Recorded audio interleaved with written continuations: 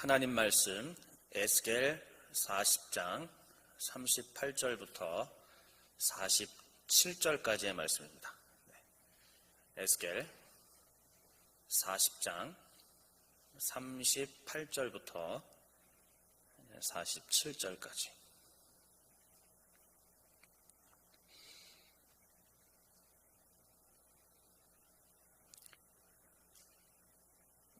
여러분 성경책과 또 앞에 화면을 참조하시면서 우리 하나님의 말씀을 교독하도록 하겠습니다. 반복되는 것 같이 저는 모든 구절을 다 읽도록 하겠습니다. 여러분들은 홀수절에서 읽어주시면 되겠습니다.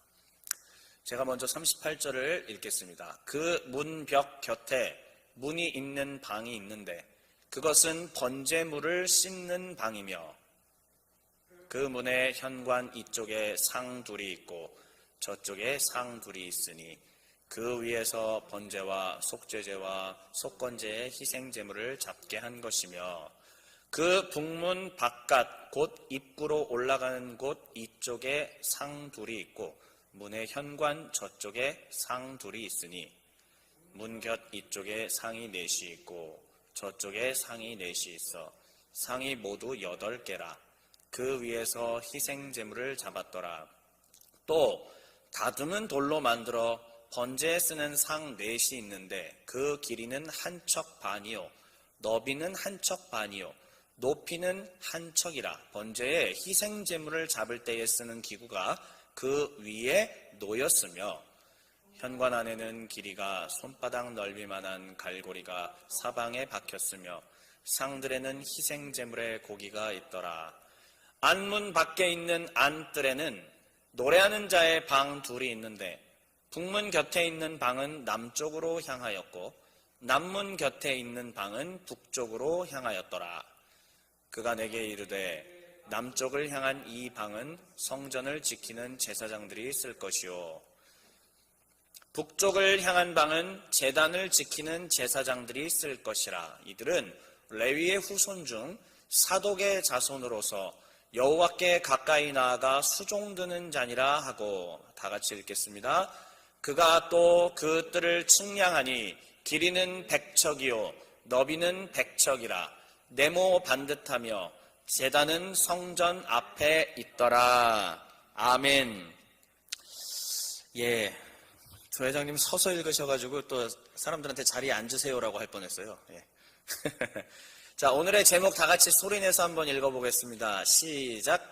멸망당할 자도 건지시는 하나님. 이와 같은 제목으로 오늘 우리 하나님 말씀 같이 나누도록 하겠습니다. 여러분, 이제 주삶이 레위기가 시작이 됐어요.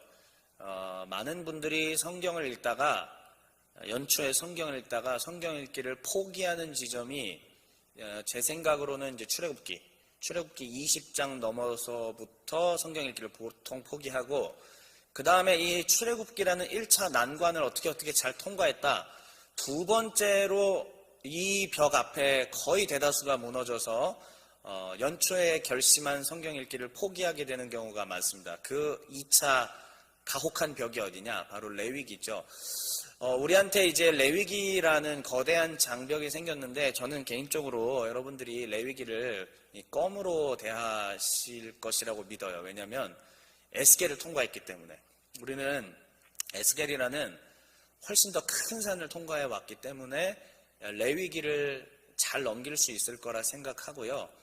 특별히 제 생각에는 이 아가페 출판사 이 주삼 큐티 집필하시는 분들께서 다 이렇게 생각을 하고 좀 하신 것 같아요.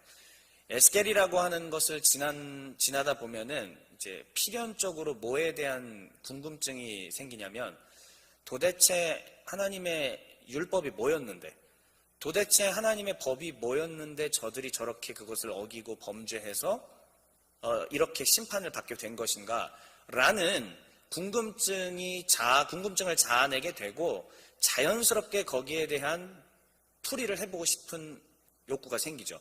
안 생겨도 뭐 할 수 없지만 보통은 성경 읽기를 그래도 관심을 갖고 하시는 분들, 하나님을 알아가고자 하는 분들은 거기에 반응을 할 수밖에 없습니다. 그렇기 때문에 이 레위기라는 부분들을 여러분들께서 조금 더 이 에스겔하고 연결지어서 생각을 해볼 때 매우 큰 유익이 있습니다. 오늘도 말씀을 제가 전하다가 몇 가지, 두 가지 슬라이드를 중점적으로 제가 만든 게 있어요. 그것들을 보여드리면 왜 그런지 더더군다나 알게 될 것입니다. 제가 구약 좀 더 넓혀서는 성경 전체에 대한 구조를, 제가 큰 구조들은 좀 많이 짜봤었어요. 그동안 많이 만들어보고 PPT로 또 그림으로 많이 제가 제작해보고 했는데 여태까지 한 것 중에 이게 제일 잘 된 것 같아요. 제 생각에는. 그래서 설교 한참 진행하다가 그 그림이 나올 거예요. 그럼 여러분들이 그걸 보시면 특별히 더 레위기가 왜 중요한지, 이렇게 연결되는 거구나, 아마 이런 것들을 알게 되실 겁니다. 특별히 번제, 속죄제, 속건제 이런 거 말로만 들었지 어떤 건지 잘 모르시잖아요. 네, 그렇기 때문에 조금 더 그런 부분에 대한 관심을 갖게 되면, 특히 5대 제사나 또 제사 드리는 방법에 대해서 여러분들이 관심을 가지면 앞으로도 성경 읽어가는 것이 매우 수월하고 하나님의 크신 뜻들을 발견해 가는데 매우 큰 유익이 있습니다. 그래서 이제 이런 얘기들을 해드리는 거고요. 오늘 읽은 에스겔 본문이나 그리고 레위기나 공통적으로 결국은 제사 제도와 연결되어 있습니다. 성전이 다시 재건되는, 성전을 어떤 새 성전에 대한 환상을 보여주셔서 그 안에서 제사 제도가 회복돼가는 과정들을 하나님께서 보여주시거든요. 자, 그러면 에스겔은 포로기 당시 때의 제사 제도의 회복에 대한 그림입니다. 그러면 본래 제사 제도는 언제예요? 원래 제사 제도의 시작은 언제입니까? 효시는 언제죠? 바로 출애굽 당시죠. 출애굽하고 하나님께서 모세를 통하여서 주신 게 제사 제도예요. 그렇기 때문에 우리는 포로기 때의 이 제사 제도의 회복을 필연적으로 어디랑 있다서 생각해야 되냐면, 원래 제사 제도의 시작이었던 이 모세, 출애굽 당시, 이때와 연결지어서 우리는 비교해서 살펴볼 때 매우 큰 유익이 있습니다. 그래서 여러분들한테 이런 부분들을 먼저 말씀을 드리고, 자, 그러면 이제부터 우리 오늘 에스겔 말씀을 본격적으로 한번 시작을 해보도록 하겠습니다. 자, 이제 40장이 드디어 시작이 됐습니다. 여러분, 지난 시간에 곡에 대한 이야기들을 통해서 역사와 종말의 랩소디라는 것들을 우리가 살펴보고 40장이 시작이 됐습니다. 이제 40장부터 48장까지는 전부 뭐에 대한 얘기냐면 성전입니다. 역사상 지어지지 않았던 환상입니다. 하나님께서 환상으로 보여주시기만 했던 그 성전에 대한 이야기가 지금부터 출발이 되는데, 이것이 얼마나 중요한 것인지 지금부터 한번 보도록 하겠습니다. 자, 첫 번째 그림을 한번 볼게요.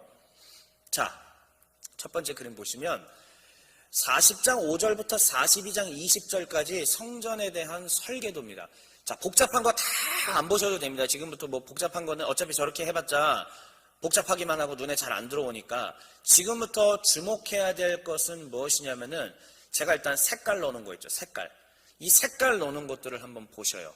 하나님께서 성전 설계도를 주시는데 위에서부터 아래로는 바깥부터 안쪽으로 들어가는 거고, 제일 중요한 곳은 당연히 성소죠. 성전이라고 제가 써놨는데 가장 바깥에서 안쪽으로 들어가요. 자, 그러면 이 안쪽에서 이루어지는 모든 일들을 빨간색으로 제가 칠했죠. 한번 소리내서 읽어보겠습니다. 빨간색으로 된데 시작. 제사 공간. 예. 이 에스겔 막바지인 40장 새성전 이야기부터는 제사 공간이 회복되는 과정들을 보여줍니다. 그리고 그 뒤에는 또 율법들이 회복되는 과정을 그 뒤로 쭉 보여주는데, 먼저는 이 새성전이 43장 전까지 42장까지 잘 정비가 돼요. 근데 정비가 되는데 어디가 중요하냐면 바로 제사 공간이라는 것이 매우 중요합니다. 왜냐하면 이 제사를 제대로 드려야만 하나님과 이스라엘이 만날 수 있기 때문이죠. 제사 공간이 제대로 서야 되고 제사 제도가 제대로 서야만 비로소 하나님과 이스라엘 사이에 막혀있던 담이 무너질 수가 있게 된 겁니다. 자, 여러분들은 이미 저한테 많은 설명을 들으셨기 때문에 이거는 지금 구약의 이야기고, 신약까지 연결되면은 이 제사가 결국 뭐죠? 예수 그리스도의 십자가. 이 십자가가 결국 제사예요. 그러니까 여기 나오는 이 제사 공간이 제대로 확립되고 정비됐다는 얘기는 뭐냐면, 앞으로에 있을 영원한 제사, 십자가의 제사가 이런 식으로 거룩하고 성결하게 이루어져야 된다는 것을 우리에게 가르쳐 주는 겁니다. 자, 그 중에서도 제사 공간 중에서 실제로 동물을 불태워 하나님께 향기로 올려드리는 곳이 바로 어디냐면 제단이죠. 그래서 이 제단에 대해 관련된 것들을 쭉 언급하고 그 다음에 어디로 들어가냐면 비로소 성소에 들어가서 하나님과의 만남이 있게 된다라는 말입니다. 자, 그러면 이 성전 설계도를 글자로 이렇게 보여드렸어요. 제가 준비한 것들이 있습니다. 뭐냐면 그림으로 먼저 성전에 대한 것들을 보여드리고 그 다음에는 오늘은 한 2분 몇십 초짜리 영상까지 하나 준비해 왔습니다. 그래서 오늘은 쭉 그걸 보시고, 여러분 이제 멀티미디어 시대니까 우리가, 멀티미디어라는 말 자체도 굉장히 옛날 표현이네요. 예, 그렇죠. 멀티미디어라는 말도 굉장히 옛날 사람 같이 느껴지네요. 비웃지 마세요. 예, 지금 굉장히 저를 비웃고 계시는데. 자, 그래서 그림을 보여드릴 거고, 영상까지 보여드릴 테니까 이 새 성전의 구조에 대해서 좀 보시고, 그 다음 또 이 의미들을 한번 또 잡아보도록 하겠습니다. 다음 그림입니다. 자, 이게 제 수요 기도회 때 한번 보여드렸던 거죠. 저 오른쪽에 있는 노란색이 에스겔이 본 환상의 성전입니다. 실제 지어진 성전이 아니라고 말씀드렸어요. 성경에 나와 있는 사이즈들을 대략 다 이렇게 추려봤더니 실제로 저 정도 사이즈가 나옵니다. 바로 저 정도라는 건 이 동네 사람이라면 다 아는 우리 교회를 중심으로 있는 스퀘어, 이 정사각형 구조예요, 지금. 저 대충 어딘지 아시겠죠? 예. 아파트 저기 그 6단지인가요? 저희가 6단지? 예, 6단지 라인부터 시작해서 이쪽으로 노브랜드 있는 쪽까지. 예, 이렇게 해서 그 다음에 행신역 앞에 도로부터 시작해서 맥도날드 있는 쪽까지죠. 예, 그쪽까지 있는 라인이 에스겔이 보았던 성전의 규격입니다. 다음요. 이렇게 생겼어요. 자, 언제나 이 성소나 성막이나 성전에는 중요한 게 어디냐? 문이 중요해요. 근데 어느 쪽 문이냐면 모든 대문은 출입문은 동대문입니다. 동대문.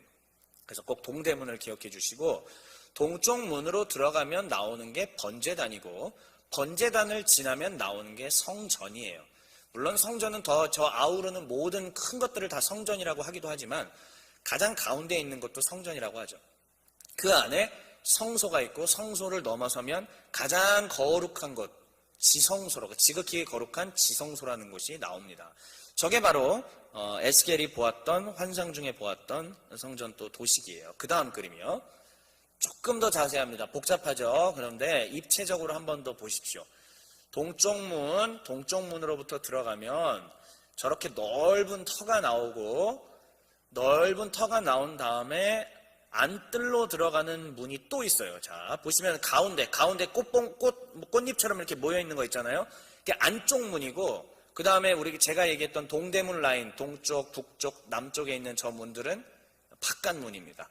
바깥문을 거쳐서 들어가면 안쪽 문이 또 나오고 안쪽 문을 거치면 제단이 나오고 제단을 통과해서 들어가면 성전, 성소가 나온다라는 그림이에요. 나머지 자세한 건물들은 굳이 알 필요가 없습니다.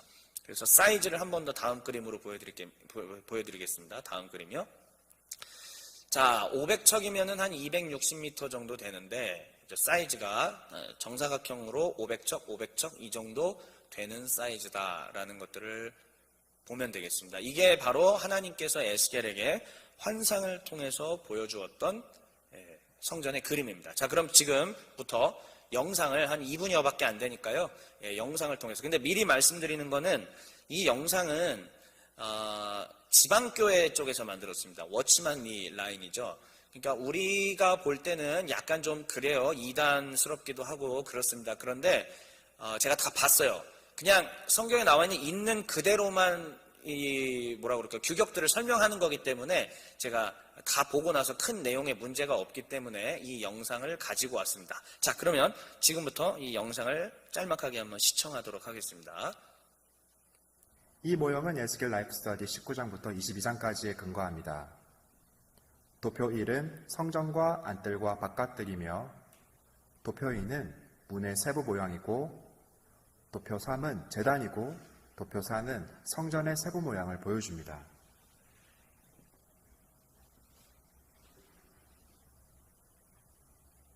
문관으로 들어가서 우리는 동쪽 문을 통해 바깥뜰로 들어갑니다.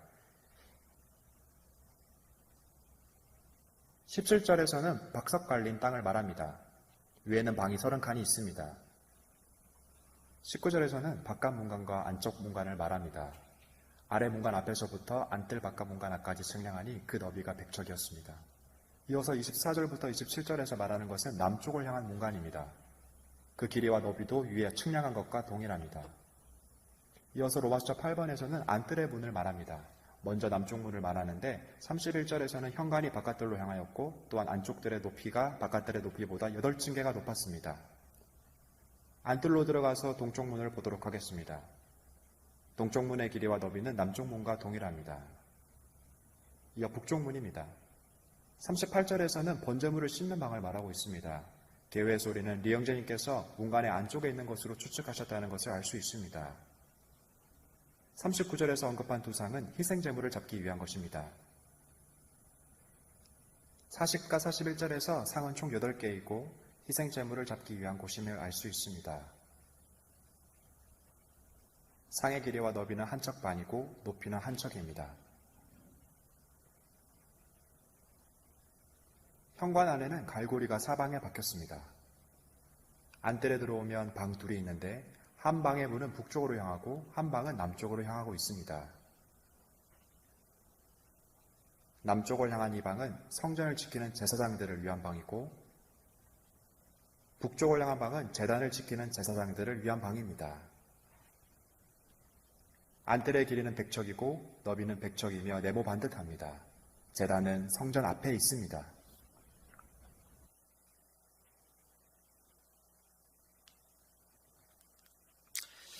자, 여기까지 영상을 보았습니다. 우리가 오늘 읽은 38절부터 47절에 대한 범위가 딱 지금 이 영상에 대한 설명이었습니다. 그러니까 새 성전, 환상 가운데 보여주신 이 새 성전의 중앙부에 번제단이 있고요. 그 번제단을 둘러싸고 있는 안쪽 문들이 남쪽 문, 동쪽 문, 북쪽 문 이렇게 있었어요. 그다음에 서쪽 문은 왜 없느냐? 서쪽은 성전으로 바로 이어지기 때문에 서쪽은 문이 없습니다.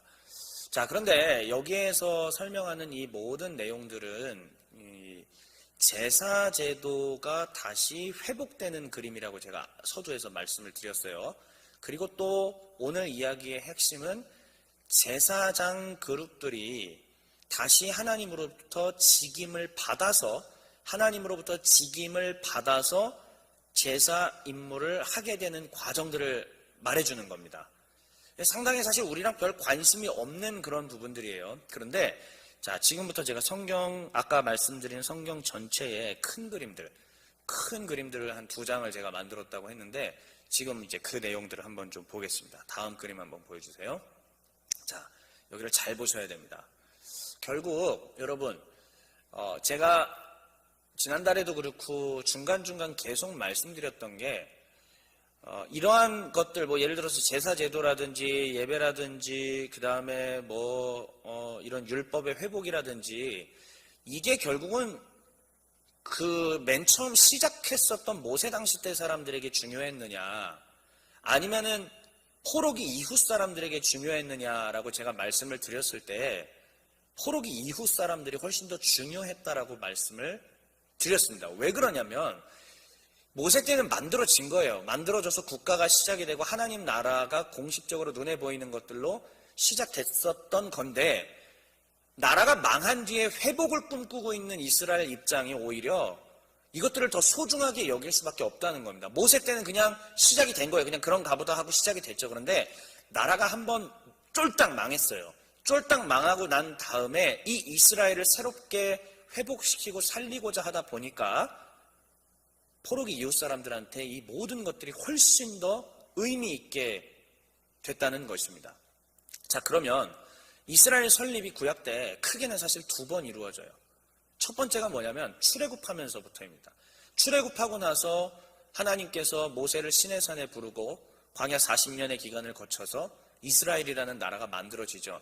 그때 하나님께서 모세에게 뭘 주셨냐면 시내산에서 토라, 하나님께서 말씀 율법을 주시고 그 다음에 주셨던 중요한 게 뭐냐면 하나님과의 만남의 장소, 제사를 드리는 성막을 주셨죠. 자, 그러면 포로기 백성들에게 있어서도 중대하게 필요한 게 있는 겁니다. 뭐가 필요하냐면은 일단 모세와 같은 지도자가 필요하고요. 그 다음에 이 모세와 같은 지도자를 통하여서 하나님의 율법의 말씀들이 회복되는 게 제일 중요한 겁니다. 그런데 하나님과의 만남의 장소가 필요하잖아요. 그러니까 하나님께서는 새 성전에 대한 것들을 보여주신 겁니다. 역사적으로는 스룹바벨에 의해서 제2성전이 지어졌죠. 이것도 오래전에 제가 말씀드린 적이 다 있습니다. 역사적으로는 스룹바벨 성전이 지어졌지만 지금 에스겔이 보고 있는 이 성전은 지어진 적이 없습니다. 그러면 에스겔이 바라본 이 성전은 엄밀하게 말하면 훨씬 더 영험하고 훨씬 더 영광스러우며 훨씬 더 본질적인 의미를 갖고 있는 어떤 상징적인 성전이 된다는 것이죠. 그러면 그 성전의 의미가 뭐냐? 하나님과의 사귐과 만남입니다. 자, 그러면 저 가운데에 한번 보세요. 타락이 있었죠. 이스라엘이 타락했으니까 망했습니다. 우리 에스겔 34장을 통해서 살펴봤죠. 왜 망했죠? 목자를 세웠는데 목자들이 목자 역할을 제대로 못했기 때문에 하나님께서 망하게 하셨다라고 말씀하셨죠. 그러면 회복이 일어나는데 어떻게 회복하시느냐? 이제 나 여호와가 직접 목자가 되고 참 목자가 돼서 이스라엘을 회복시키겠다라고 말씀하셨습니다. 자, 또 앞으로 가볼까요? 성전이 맨 처음에 만들어진 것은 바로 솔로몬 때이죠. 솔로몬 때 성전이 만들어졌고 성전은 파괴됐습니다. 그런데 우리는 이미 일전에 저와 느헤미야를 살펴보았듯이 느헤미야를 통해서 성벽이 제대로 회복된 것을 보며 하나님과의 만남이 다시 가능해졌다는 것을 알게 되었습니다. 그런데 혹시 여러분들 기억하실런지 모르겠어요.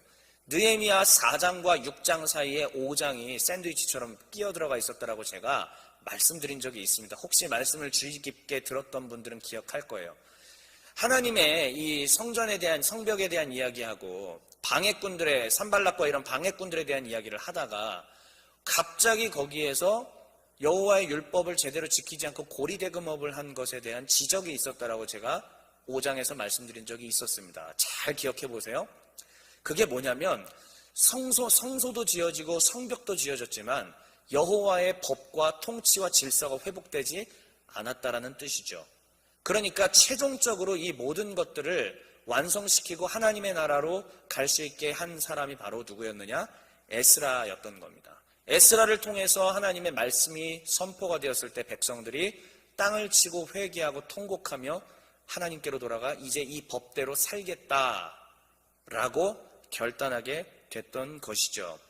자, 그러면 이것이 신약으로는 또 어떻게 이어져 가느냐? 큰 그림 하나 더 보여드릴게요. 다음요. 자, 보시면 출애굽해서 이스라엘이 세워졌고 출바벨론해서 새로운 이스라엘이 만들어졌다면 이제 여기서 모든 패러다임의 시프트가 있었다고 제가 누차 말씀드렸습니다. 그 성전은 곧 성령을 받은 하나님의 교회라는 것을 제가 말씀을 드렸죠. 결국은 이집트의 권세는 바벨론의 권세로 비유되고 바벨론의 권세는 곧 로마의 권세로 비유되며 이 모든 것들은 하나님 나라를 대적하는 세상 나라에 대한 표상입니다. 그러니까 우리 주 예수 그리스도께서 그럼 보여주셨던 것이 무엇이냐면 바로 세상 나라의 질서에 매여 있지 않고 하나님 나라의 질서에 매인 참된 메시아로서 그 모든 모습들을 보여주셨던 거죠. 예수님께서 하신 것이 바로 참 이스라엘을 불러낸 위대한 일을 하신 겁니다. 그리고 저와 함께 GBS 하셨던 분들은 기억나시죠? 로마서 8장. 이 모든 참 이스라엘을 새롭게 세워내는데 필요했던 법. 3장 27절에 믿음의 법으로 시작했다면 8장에서는 그것이 곧 뭐다? 생명의 성령의 법이다 라고 말씀을 했죠. 자, 이 모든 것들의 중심에 있었던 것이 뭐냐면 제사라는 거예요. 하나님께서 인류를 구원하시기 위하여서 하나님과의 만남을 허락하시기 위해서 제사 제도를 주셨고 그 제사 제도의 최종 완성판이 십자가의 제사였던 것이었습니다. 그런데 바로 에스겔은 이제 그 제사 제도가 다시 회복되어 하나님과의 깊이 있는 사귐이 가능하다라는 것을 우리 가운데 희망차게 보여주는 것입니다. 자, 그러면 오늘은 조금 지루해요. 지루해도 말씀을 좀 더 봐야 되겠습니다. 그러면 맨 처음에 시작되었던 제사 제도는 어디서부터 출발을 하느냐? 여러분들 어차피 레위기를 시작하셨기 때문에 각오하셔야 됩니다. 자, 전 다음 그림을 통해서 한번 이것들을 보여드릴게요. 보시면 출애굽 과정이에요. 이것이 출애굽 40년입니다. 맨 처음에 이스라엘 백성들이 출애굽을 하죠. 출애굽한 뒤에 한 2개월, 2개월 정도 흘러서 3개월째 되는 때에 시내산에 도착을 합니다. 그리고 거기서 얼마의 기간 동안 머무냐면은 약 11개월 정도 머물러요. 그 뒤에는 이제 시내산에서 11개월, 거의 약 1년이죠. 1년 정도 머문 뒤에 나머지 시간들은 그냥 전부 다 광야를 빙글빙글 돌아다녔던 세월입니다. 하나님의 구름 기둥이 뜨면 가고, 쓰면 멈추고, 이러한 과정들의 반복이에요. 그러면 저기서 색깔 넣어놓은 것이 좀 중요하죠.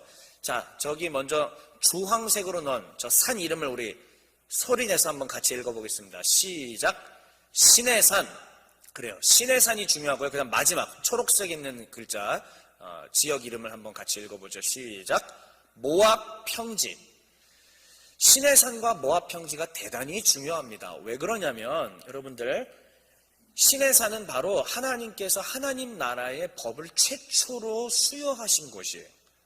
이것이 바로 나 여호와가 다스리고 통치하는 나라다라고 하면서 최초로 법을 수여하신 것이 시내산입니다.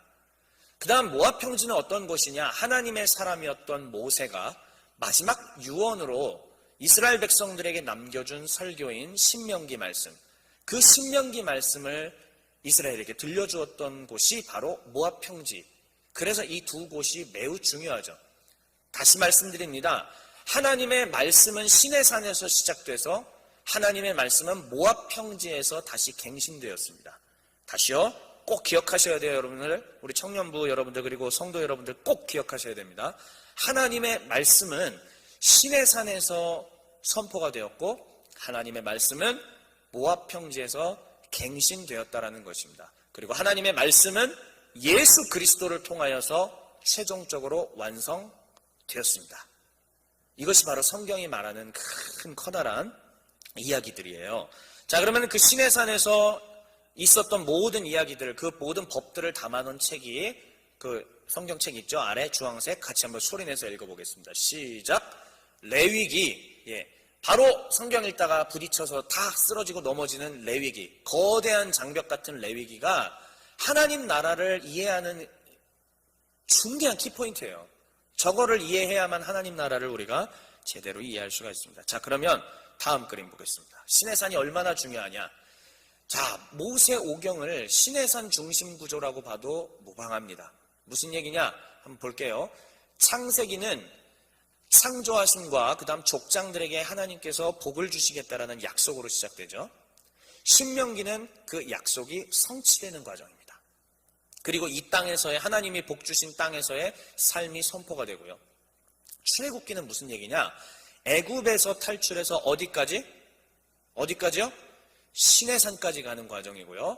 민수기는 시내산부터 모압 평지까지 가는 과정입니다. 자, 그러면 저 동심원 구조, 저 카이즘 구조에서 중요한 건 항상 어디라고 그랬죠? 센터라고 했습니다. 그러니까 레위기에 나와 있는 저 시내산의 법, 하나님께서 우리에게 주셨던 그 너희는 거룩하라. 왜냐?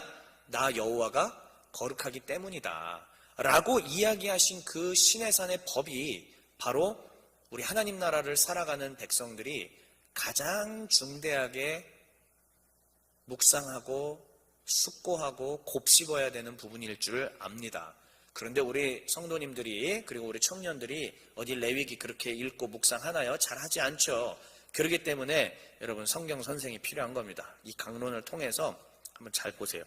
자, 그러면 레위기를 통해서 하나님께서 우리에게 주신 것들, 레위기 그 말씀들 가운데는 결국은 제일 중요한 건 사실 성막이에요. 출애굽기 레위기까지. 성막 그림 한번 볼게요.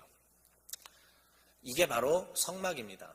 작죠? 굉장히 작아요. 성막은 우리 학교 운동장이랑 비교해봐도 운동장 안에 한 뭐 몇 개 들어갈 정도, 한 2개? 이 정도 들어갈 정도의 크기가 됩니다. 아까 에스겔이 보았던 성전과는 사뭇 다르죠. 왜냐하면 이것은 광야에서 지은 것이에요. 광야에서 구할 수 있었던 나무 별로 없습니다. 그냥 무가치했던 광야에 바스러져가는 조각목이라고 하는 나무를 통해서 번제단도 만들고 성소도 다 만들었습니다. 성전 모든 기구를 조각목이라고 하는 나무를 통해서 만들어요. 참 그냥 흔히 구할 수 있는 별 가치 없는 나무죠. 하지만 그 가치 없는 것들이 노수로 번제단으로 변신하고 쌓이고 또 황금으로 쌓이게 되면 하나님을 위해서 거룩하게 쓰임받게 되는 것입니다. 우리의 인생도 광야의 조각목과 같아요. 하지만 광야의 조각목과 같은 그런 저희들을 예수 그리스도의 보혈로 덮으셔서 하나님의 거룩한 도구로서 쓰게 하시니 얼마나 이게 감사한 일입니까? 여러분, 그래서 작은 것 하나에서도 쓰임받는 것에 하나님께 감사하는 우리 모두가 되길 바랍니다. 다음 그림이에요. 자, 그 성소 안으로 들어가 봤더니, 휘장을 열고 들어가 봤더니, 저 휘장은 아직, 휘장 앞에 이 부분이 성소예요. 이제부터 황금의 지역으로 바뀝니다. 휘장을 넘어가면 지성소라는 곳이고요. 저 휘장 앞쪽에 있는 것이 바로 성소, 이 공간이 성소라는 공간이에요. 분향단이 있고, 등대가 있고, 진설병, 떡상이 있습니다. 예. 그리고 이 휘장을 넘어가게 되면은 대제사장만 1년에 한 번 들어갈 수 있는 The Holy of Holies, 거룩한, 지극히 거룩한 지성소라고 하는 곳이 나오게 됩니다. 여러분들, 이 성소라는 곳을 통해서 바로 하나님께서 우리를 만나 주시는 것이고요. 그러면 이 성소에 들어가기 전에 이루어지는 일이 뭐냐면, 혹시 앞장으로 당겨 주실 수 있습니까? 한번 앞장으로 당겨 주시면, 지금 저 바깥들이라고 하는 글자 위에 번제단 보이시죠? 작아요. 아까 우리가 영상으로 봤을 때 번제단 엄청 컸죠. 계단으로 막 한참 올라갈 정도로. 그거는 이미 큰 국가가 됐을 때의 성전이니까 그렇게 번제단이 크고, 저 당시 성막, 광야에서 성막을 사용했을 때는 작아요. 자, 그러면 저 번제단에서 불태움으로 말미암아서 우리의 모든 죄가 사해지고, 저기서 이제 드리는 번제, 화목제, 속죄제, 속건제를 통하여서 죄가 씻음 받은 다음에, 그 다음에 그 피를 들고, 특별히 이제 대속죄일 때는 속죄하고 피를 들고 제사장이 저 안으로 들어가서 법궤에다가 피를 뿌리는 거예요. 자, 그러니까 이 성소에서 하나님을 만나기 전에 반드시 치러야 될 과정이 뭐냐면 바로 저 번제단에서의 제사입니다. 자, 그렇기 때문에 여러분들 오늘 주보를 제가 봤더니 번제에 대한 얘기를 실어주셨더라고요. 말씀 서로 나눌 수 있게끔 하는 것을. 자, 바로 그 번제와 이런 모든 것들이 이루어지는 것이 번제단에서 이루어지는 일인데, 그 제사가 과연 무엇이 있느냐를 아는 것은 우리 성도들에게, 주님을 알아가는 성도들에게 대단히 중요합니다. 그렇기 때문에 5대 제사를 간단하게, 다 설명 안 해요. 그냥 간단하게만 여러분들 오늘 이 시간 이후로 꼭 우리 5대 제사를 외울 수 있게 제가 좀 해보려고 하니까 다음 그림 한번 보여주시죠. 자, 이 그림을 보면서 이 예배당 안에 지금 아주 많은 무리가 있습니다. 두 분 계십니다. 굉장히 거대한 무리인 두 분이 계시는데, 큰 소리로 한번, 화면이 나오네요. 네, 아주 거대한 무리 두 분이 계세요. 자, 큰 소리로 이 제사 시계 방향으로, 저 번제부터 시작해서 시계 방향으로, 여러분들은 각자 처소에서 소리내서 한번 같이 읽어보겠습니다. 시작!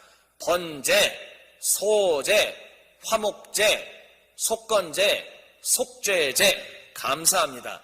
자, 번제는 쉽게 얘기하면 모든 제사의 가장 중대한 겁니다. 번제 자체가 하나의 제사로도 들어가고 하나의 모든 것들을 포괄하는 가장 큰 개념이 됩니다. 그래서 일단은 번제는 좀 띄놓으시고요. 소제가 뭐냐면은, 소제는 유일하게 곡식으로 드리는 제사입니다. 불로 동물 죽이는 제사가 아니라 유일하게 곡식으로 드리는 제사예요. 자, 외우자.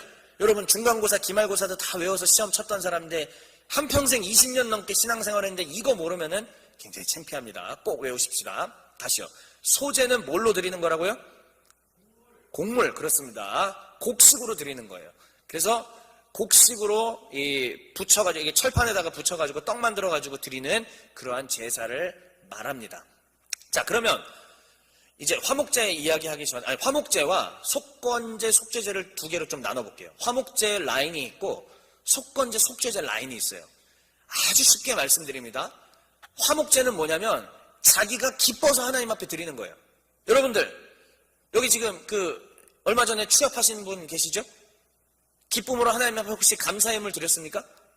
예, 그 고개를 끄덕거리시네요. 이게 화목제예요. 쉽게, 아주 쉽게 얘기하면은 하나님 앞에 감사한 마음으로 내가 기쁨으로 드리는 것을 자원하여 드렸다 그래서 자원제, 화목제, 또 낙헌제 뭐 이런 것들이 있어요. 수은제 하여튼 있는데 일단 이 화목제 다 잊으세요. 화목제는 뭐냐? 기쁨으로 드리는 거예요. 쉽게 얘기하면 근데 여기 갑자기 카메라가 자원해서 드리는 것도 되지만은 실제로는 예수님께서 드렸던 십자가의 제사는 하나님과 우리 사이를 또한 화목하게 하는 일종의 또한 화목제에 들어가기도 합니다. 그런 다음에 범죄를 저질러서 죄를 꼭 씻어야 돼. 그런 것이 바로 속죄제와 속건제입니다. 그럼 속죄제는 뭐고 속건제는 뭐예요? 속죄제는 일단은 그냥 쉬워. 그냥 죄지면 드리는 건데 속건제는 특별히 뭐냐면 내가 사실상 남들에게 피해를 입혔잖아요. 피해를 보상해야 되는 때가 있습니다. 그렇죠? 내가 이렇게 이 사람한테 재산에 손괴를 입혔어. 그러면은 보상해줘야죠. 남들한테 보통 보상해주는 그러한, 이게 전부 다는 아니지만 어쨌든 남들에게 보상해주는 이러한 제사를 속건제라고 이야기를 합니다. 그러면 사실은 십자가 제사 안에는 이 5대 제사의 요소가 다 들어가 있는 거예요, 사실은. 뭐 그거를 다 지금 시간에 풀 수는 없고요. 그래서 5대 제사 안에는 이 모든 것들이 다 들어가 있고 하나님께서 이 케이스마다 이럴 땐 이런 제사, 이럴 땐 이런 제사를 드리라고 말씀을 하셨죠. 자, 이거는 바로 제사의 종류이고요. 제사를 드리는 방법이 있습니다. 자, 다시요. 이것은 하나하나가 다 고유명사를 지닌, 고유명사라고 해야 되나? 일반 명사라고 해야 되는데 어쨌든 이거 고유한 그냥 제사예요. 그런데 이거 말고 방법, 불로 드린다든지 뭐 아니면 어떤 행동 있잖아요. 이 방법에 대해서는 다른 게 있어요. 다음 그림입니다. 한번 보세요. 구약에 4가지 제사법이 있어요. 자, 거제부터 시작해서 또 시계 방향으로 우리 소리내서 같이 한번 읽어볼게요. 준비, 시작. 거제, 전제, 요제, 화제. 자, 거제는 뭐냐면 그림 그냥 보시면 됩니다. 심플해요. 드는 겁니다. 그냥 들어서 하나님 앞에 드리는 방법이 있는 거예요. 이거는 드는 방법으로 드린다는 거제라는 방법이에요. 제사 이름이 아니라 방법. 그 다음에 전제는 뭐냐면 술을 갖다가 붓는 겁니다. 기름도 되고요. 그러니까 이 액체를 그 위에 붓는 행위를 하는 것을 전제라고 불러요. 요제는 뭐냐면은 이렇게 내가 안 나오지 지금 흔드는 겁니다. 흔드는 거를 바로 요제라고 하고요. 화제는 딱 느낌이 오죠. 불로 태워드리는 것이 바로 화제입니다. 그러면 여러분들 번제, 화목제, 속죄제, 속건제는 무슨 방법이에요? 빨리 맞춰보세요. 저 4가지 방법 중에 다시 번제, 화목제, 속죄제, 속건제는 저 4가지 방법 중에서 어떤 방법으로 드리는 제사죠? 화제로 드리는, 그렇죠. 자, 근데 이 제사에는 불로 태우지만 하나님께서 그 위에 곡식도 소제도 드려라. 그 다음에 전제로서 뭘 드려라. 이렇게 말씀하십니다. 특별히 또 우리 초실절이라든지 이럴 때는요, 뭐 곡식을 들기도 하고요. 이러한 방법들을 사용을 합니다. 이것이 바로 제사 방법입니다. 자, 그러면 오늘은 진짜 지루하다. 어쩔 수 없습니다. 그냥 봐야 돼요. 다음 그림을 볼게요. 이 제사 제도를 담당했던 최초의 첫 번째 제사장 이름이 누굽니까? 아론입니다. 자, 한번 따라해보세요. 집에서 한번 따라해보세요. 다시 시작. 아론. 좋습니다.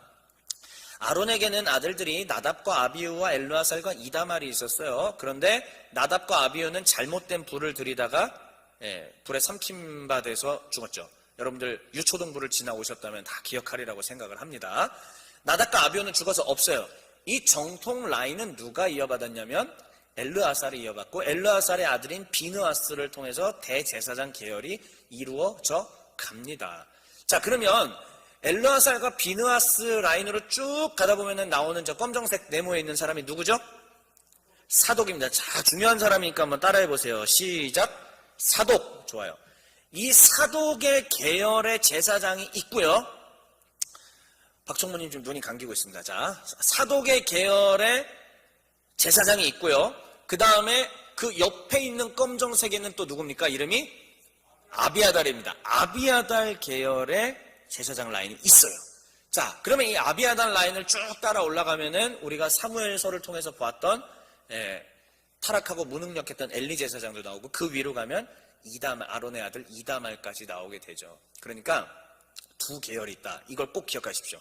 사독의 계열과 아비아달. 요거는 다윗 왕 때에 있었던 제사장입니다. 자, 그런데 여러분, 사독과 아비아달을 제가 왜 얘기를 할까요? 이게 굉장히 중요합니다. 일단 다 다음 그림까지 보고 쭉 보고 다 설명할게요. 다음 그림. 예. 자, 아론의 후손이 제사를 드리는데 다윗 때 엘르아살과 그러니까 사독과 아비아달 쪽으로 라인이 나누어지게 됩니다. 그래서 저 위쪽 라인이 보면은 이제 솔로몬 이후에는 사독과 그 자손만 제사장 직무를 담당했다라고 이야기하고요. 자, 그러면 그 아히멜렉 자손이 아비아달과 그 라인은 어떻게 됐을까요? 솔로몬이 폐위시켜 버렸어요. 자, 폐위시켜 버린 다음에 이들이 어디에 가서 살았을까요? 자, 잘 생각해봐. 예레미야가 어디 출신이었어요? 조 회장님. 그래도 이제 회중이 한 명, 두 명 있으니까 내가 이 질문이 가능하네요. 예, 조 회장님. 예레미야가 어디 출신이야? 예, 화면도 나오네요. 참 좋은 세상이네요. 아나도 출신이야, 아나도. 자, 다시 됐습니다. 조 회장 민망하니까 이제 저 비춰주시고요. 예. 아나도 출신인데, 아나도시 뭐냐면, 여러분들, 한국사 자격증이 있으시죠? 몰락 양반을 가리켜서 뭐라고 부르죠? 양반은 양반인데 몰락한 양반들. 잔반이라고 부르죠? 예, 우리 국사 시간에 배웠어요. 잔반이라고 부릅니다. 쉽게 얘기하면은 제사장 정통 계열에서 몰락한 사람들을 몰락 제사장, 이들이 아나돗에서 모여 살았어요. 그러니까 예레미야는 그 계열이에요. 그러니까 아비아달 계열입니다. 자, 그러면 잘 보세요. 다윗 왕조 이후로부터 나라가 망하는 예레미야가 나라 망할 때였잖아요. 예스겔까지. 그러면은 나라가 망하는 이 시점까지 제사 제도를 다 감당하고 제사 제도를 권력이죠. 어마어마한 종교 권력이죠, 그것도. 이 어마어마한 종교 권력을 차지했던 계열이 누구 집안이에요? 사독이죠. 사독 계열이 결국은 모든 제사 권력을 다 가지고 있었고, 아비아달 계열은 그냥 물러나 있었다라는 것을 우리가 기억을 해야 됩니다. 자, 그러면 도대체 이 지리멸렬한 이 얘기들을 제가 왜 했느냐? 이제 마지막 다음 46절 한번 볼게요. 이게 지금 번제단 중심으로 제사장들이 쓸 방에 대한 이야기들까지 오늘 성경 본문에 나와요. 북쪽을 향한 방은 제단을 지키는 제사장들이 쓸 것이라. 이들은, 잘 보세요. 이들은 레위의 후손 중 사독의 자손으로서, 뭐 조금 더 제가 자세하게 설명하면 레위의 후손 중에서, 고핫의 자손 중에서, 그 다음에 아론의 자손 중에서, 비느하스의 자손 중에서, 다윗 때의 사독의 자손 중에서 쭉 이어져 온, 이 완전 정통 라인이라는 뜻이에요. 쉽게 얘기하면. 이들은 레위의 후손 중 사독의 자손으로서 여호와께 가까이 나아가 수종드는 자니라라는 이야기가 나왔습니다. 자, 그러면 이제 중대한 얘기를 하고 정리를 좀 해볼게요. 결국은 이 이야기입니다. 제가 지난주였나 언제였나 사독에 대한 것들을 슬쩍 언급하고 지나갔던 적이 혹 있을 것 같아요. 여러분들 이제 잘 봐주십시오.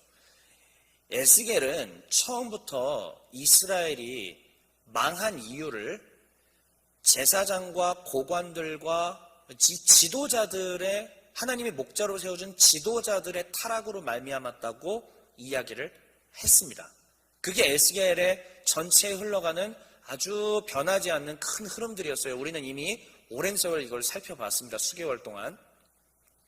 자, 그런데 그러면 맨 처음 시간에 제가 해드렸던 얘기 한번 생각해 보실래요? 맨 처음에 나라가 망할 때에 결국은 계열들이 나눠져 있었다라고 얘기를 했었어요.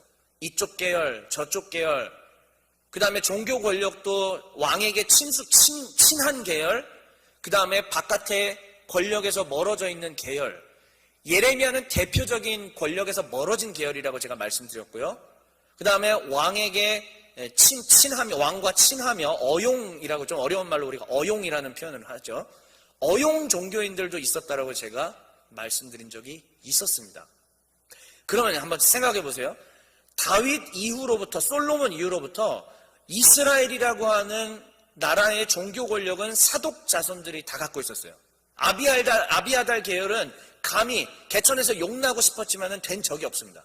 사독 계열이 전부 권력을 가지고 있었어요. 자, 그러면 에스겔에서 나라가 망했다라는 선언을 했을 때에 나라를 망하게 한 종교 권력의 장본인들은 누구죠? 사독 계열이죠.